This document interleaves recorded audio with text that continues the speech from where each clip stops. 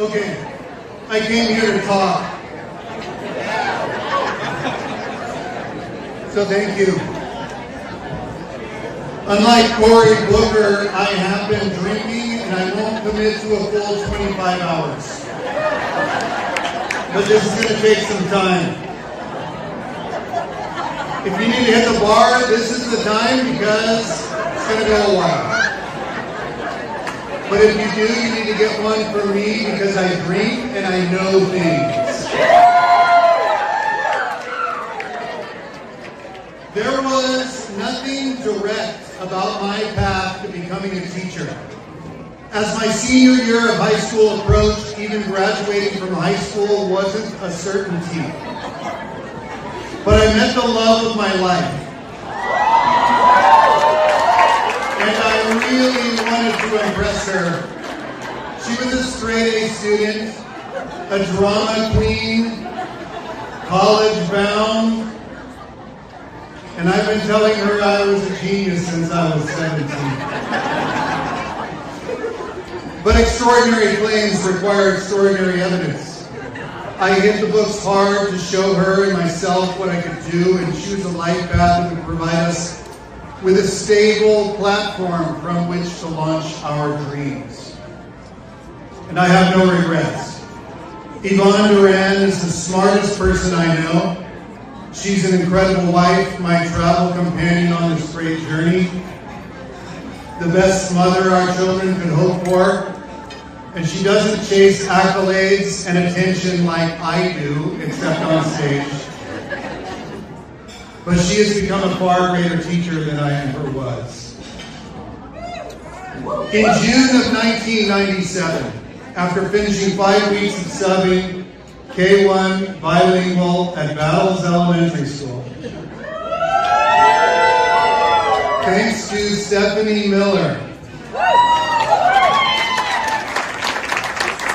I set foot on the campus of El Camino Junior High for the first time to take a tour and to meet some of the staff. That day was evident. They had no AC.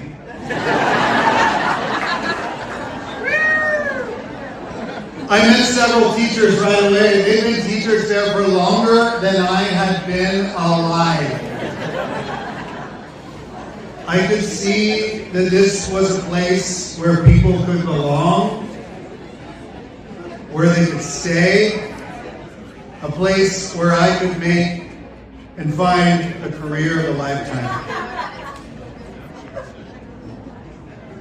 I was in the unique position of being able to choose between El Camino and Fessler.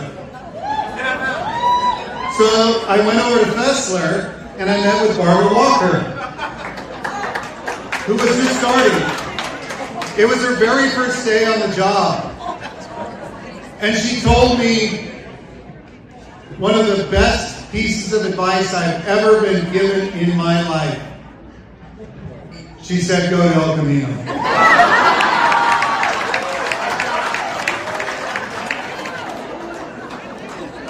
I began my first of many oddball assignments at El Camino. I taught math, science, and PE.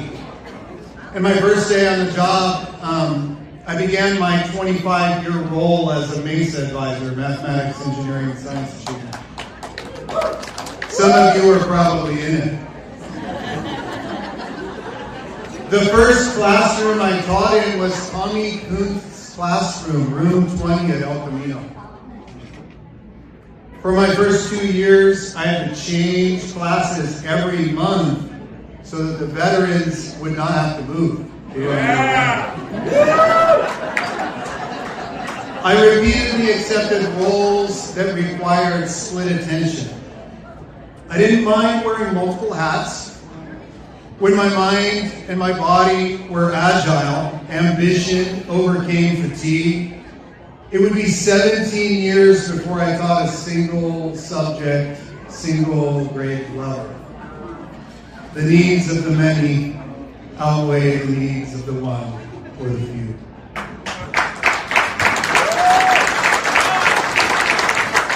From the beginning, I wanted to be an innovator. I saw education as a broken machine that needed to be fixed. I wanted to do things differently. I wanted to do things better. But I also assumed that no matter what experiments I tried or new innovations I developed, that I would meet resistance at every step of the way. As is the way of youth, I was wrong about many things. One day while my students were on an unscheduled field trip to the park across the street, swinging around insect nets, my principal, Victoria Eck, came walking across the street carrying a camera, and she started taking pictures. I was sure I was finished. She said this was the kind of thing our students needed more of.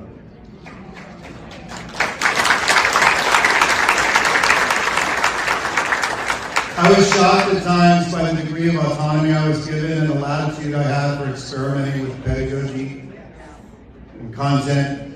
This would continue for decades.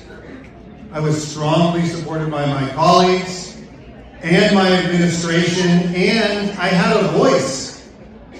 I also learned quickly that El Camino had its ways, its culture, but it wasn't a place of complicity or conformity. There was a lot of grit on the west side, and we had an ensemble cast of characters.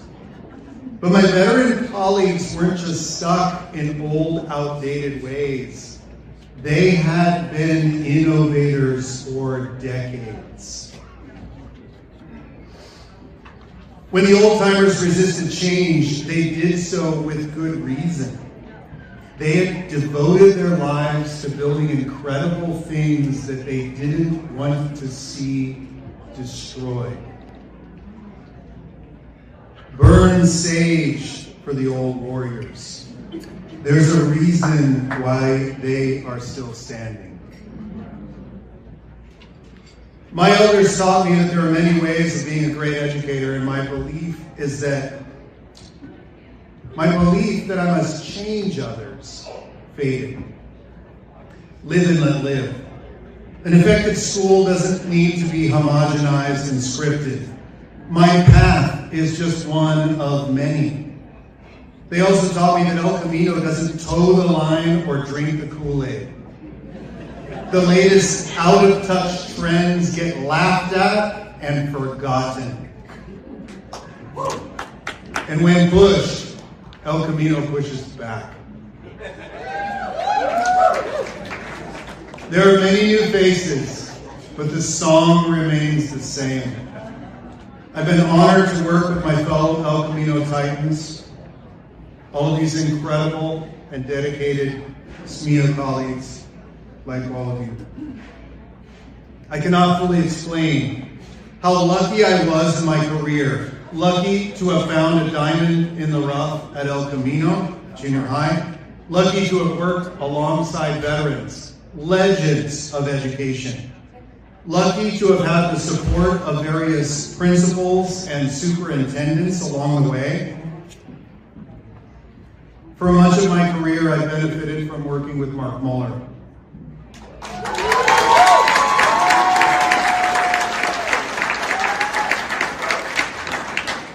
Mark,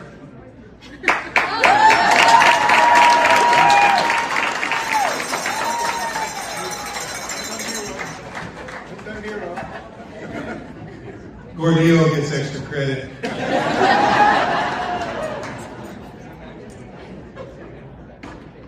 Mark had the faith and trust in what I could do long before he should have.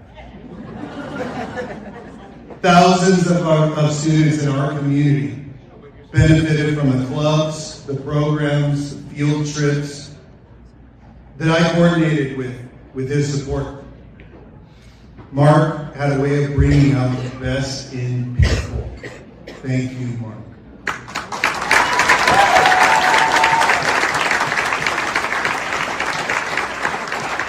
We talk a lot about improving education and thinking outside the box. Being a change maker has become the ultimate status achievement. We need to show evidence of growth above all else. And I was fully on board with that idea when I was young, ambitious, and naive. The challenge is that we accept the appearance of success and we wear the trappings of success when in reality it is a grand illusion. And while we march with the wind of change, we don't notice the things we trample on as we go. We need to stop and think about maintenance, about basic foundations before we change the world. We need to keep the lights on. The revolution needs accountants. We have nothing without infrastructure, physical and systematic.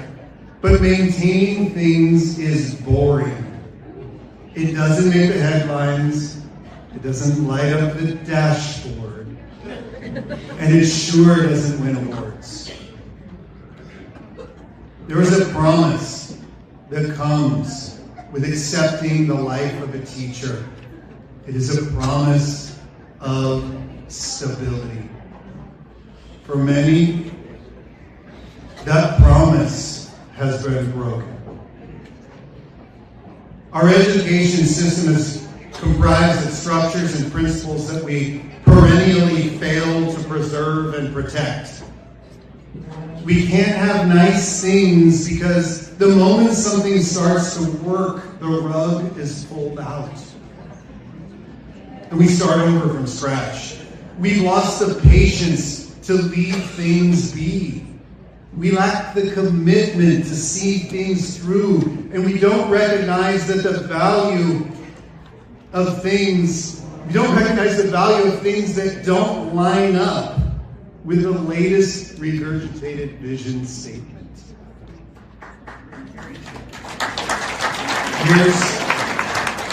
Here's a controversial proposition for you. Let's slow down. Let's practice patience. Let's focus, prioritize, and for a change, let's think inside the box.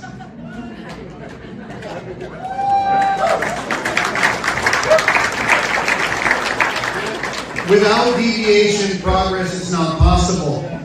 But doing something new or different isn't hard. And just because it's different doesn't mean it's good. Doing something better is difficult. And doing something better while not neglecting essentials is extremely difficult. And any sufficiently advanced technology is indistinguishable from magic. But too often, we neglect the fundamentals while we're myopically focused on change. We make one new thing and we break two others. We put our shiny new program on a marquee and we sweep the damage it causes under the rug. Our causes can't see their effects. We don't know how good it could be if we just stop tampering with the experiment. We never stop interfering and interrupting. Our scores are trash because we keep trying everything except stepping back and letting teachers teach.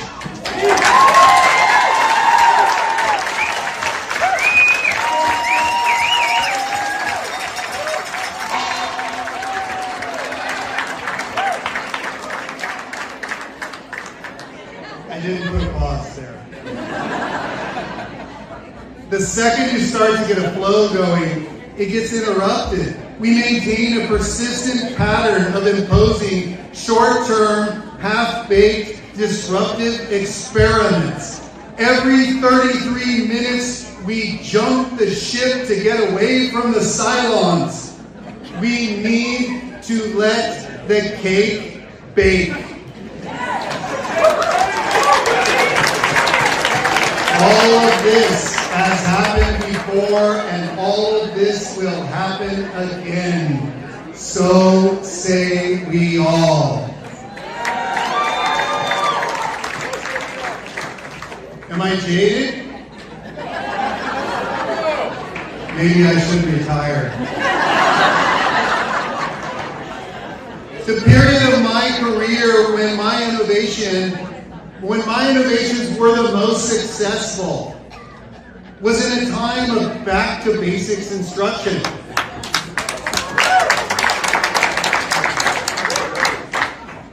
I'm shocked that I'm saying this right now, but it was No Child Left Behind.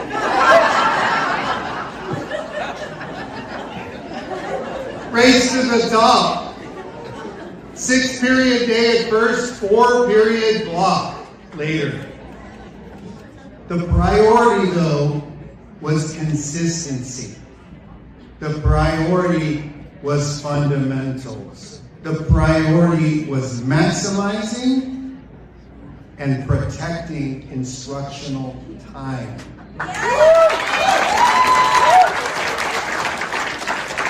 The outcomes were measurable and discrete.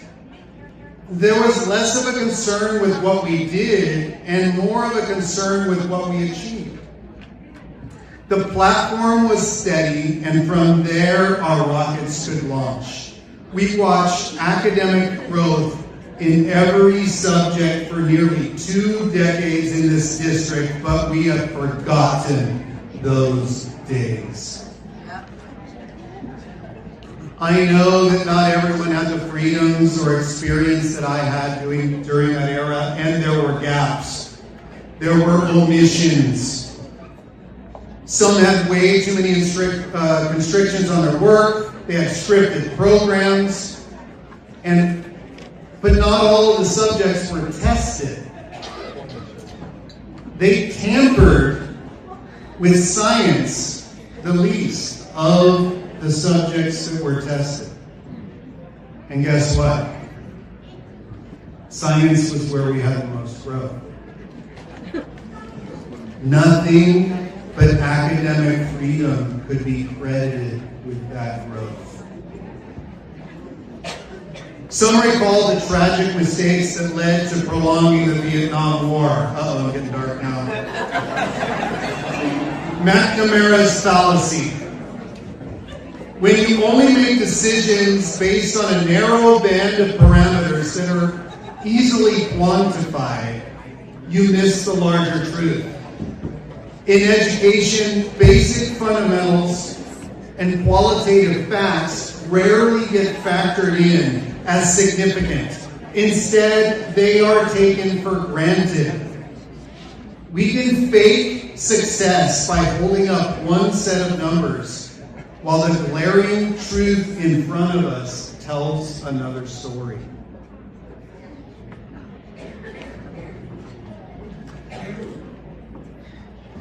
We have experienced countless obstacles in doing our jobs. We've seen things you people wouldn't believe.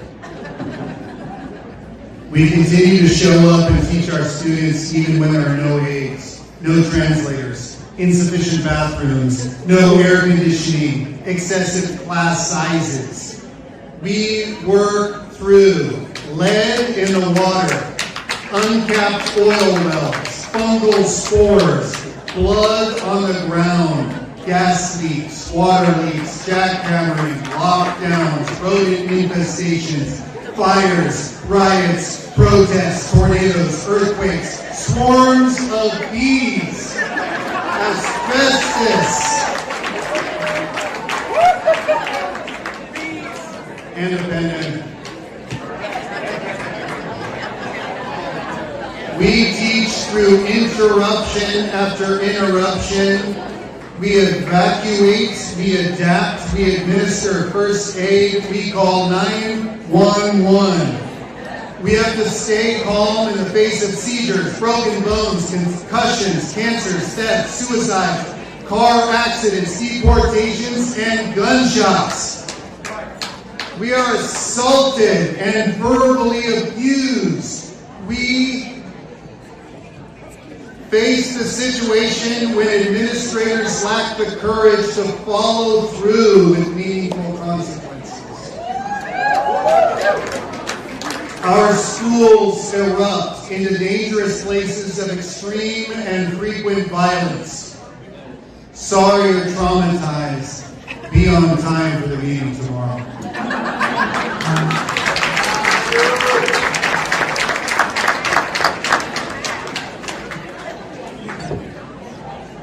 We assess and survey and create a pool of data that no one will ever fully wade into. We accept that sending our students home early once a week to have meetings, reducing instructional time by an entire week of the year is a good thing. We accept as normal the bells ringing loudly in our ears 17 times a day. And our ears continue ringing when the bells have stopped. And in the face of all these challenges, well-meaning professionals come to us and say, I've got an idea. Why don't you try this new strategy? Rub some scaffold on it. Fold in the cheese.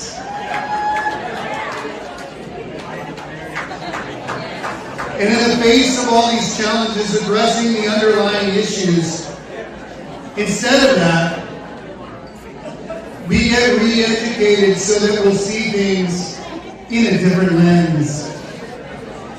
But facts are facts, and the universe is not required to comply with human ambition. Brace yourselves, people. The next wave is coming from another group of people who believe that this time is different.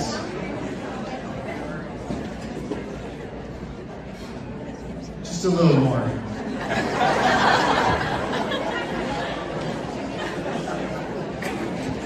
You were supposed to get me one if we went to the bar, by the way. There is no strategy that can fully compensate for inadequate facilities or insufficient staff. There's no strategy that makes up for unreasonable class sizes or caseloads. There's no substitute for being able to communicate in the student's primary language. There's nothing that can replace direct human interaction.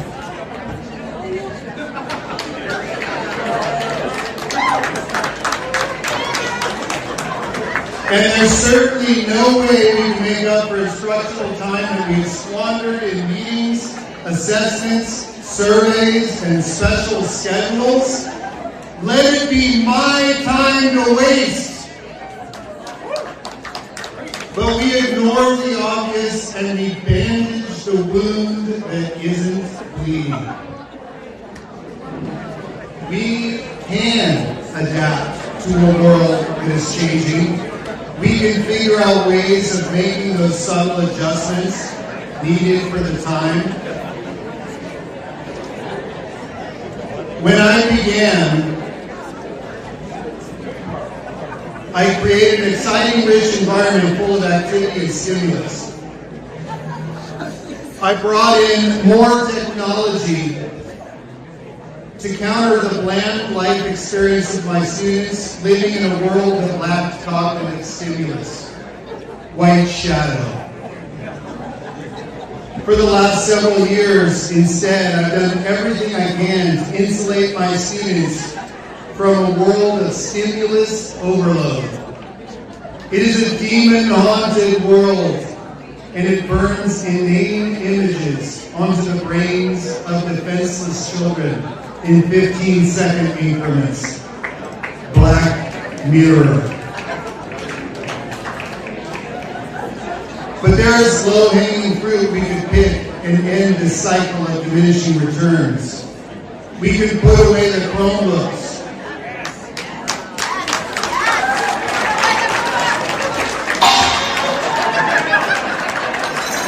Okay, I've been gone. Thank you, everybody.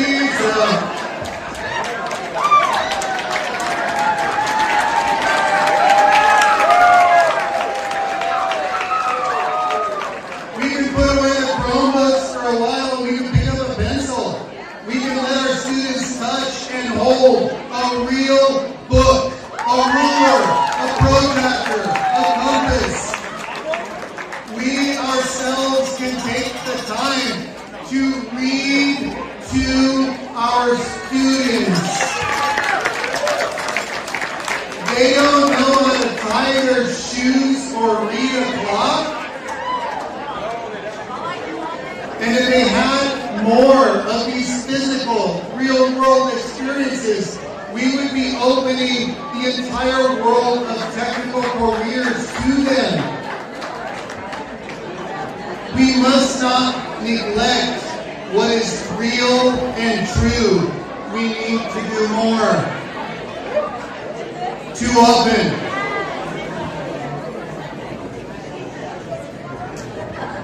often we fake it with things that look like learning indicators. It is a myth that everything today is different from how it used to be. Human beings as a species are unchanged. Our DNA is the same. With deliberate, thoughtful approaches, we can still create unpolluted environments in which our students can thrive. They need calm. They need stability. They need people they can rely on to keep them safe. They want to be seen and helped. They aren't looking for us to be change makers. We need to be their rock.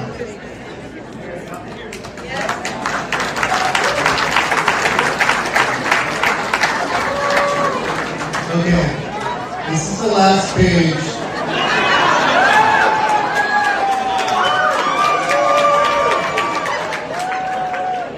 So, I want to tone it down a little bit, because there's some poetry here.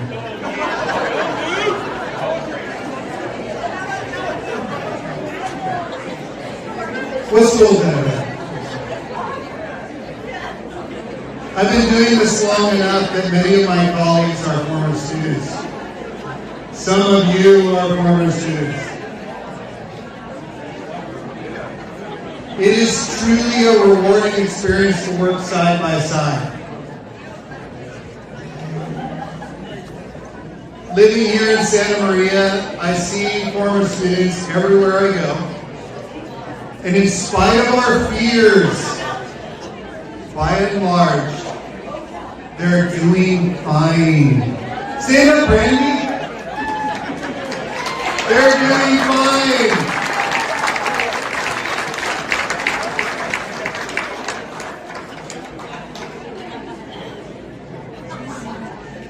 And they remember us. It was priceless to me when Rogelio pulled up in his full-size, blue, customized truck and said to me, rolling down his window, "I'm sorry, Mr. Laurie." You remember Rogelio? His kids are in El Camino now.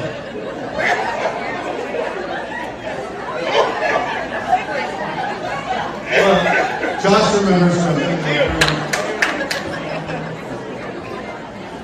It takes some stubbornness, it takes some patience, and it takes the belief that there are things worth preserving.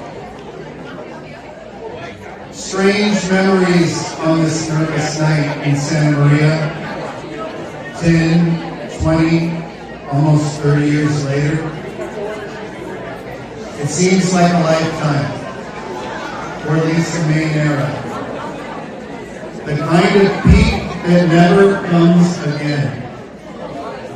El Camino in the early aughts was a very special time and a place to be a part of. Maybe it meant something, and maybe not in the long run. But no explanation, no mix of words or music or memories can touch the sense of knowing that you were there and alive in that corner of time in the world, whatever it meant. History is hard to know because of all the hired BS, but even without being sure of history, it seems entirely reasonable to think that every now and then, when the energy of a whole generation comes to a head in a long line flash for reasons that nobody really understands at the time, in which never explained, in retrospect, what actually happened. There was madness everywhere. Back then, you could strike sparks anywhere. There was a fantastic universal sense that whatever we were doing was right, that we were winning, and that, I think, was the handle. That sense of inevitable victory over the forces of old and evil. Not in any mean or military sense, we didn't mean that. Our energy would simply prevail. There was no point in fighting on our side or theirs. We had all the momentum. We were riding the crest of a high and beautiful wave. So now, many years later, you can ride your mountain bike atop Orchid Hill, and you can look down to the northwest, and with the right kind of eyes, you can almost see the high water mark, that place where the wave finally broke and rolled back. Thank you. Be safe and smart out there. Good night and good luck.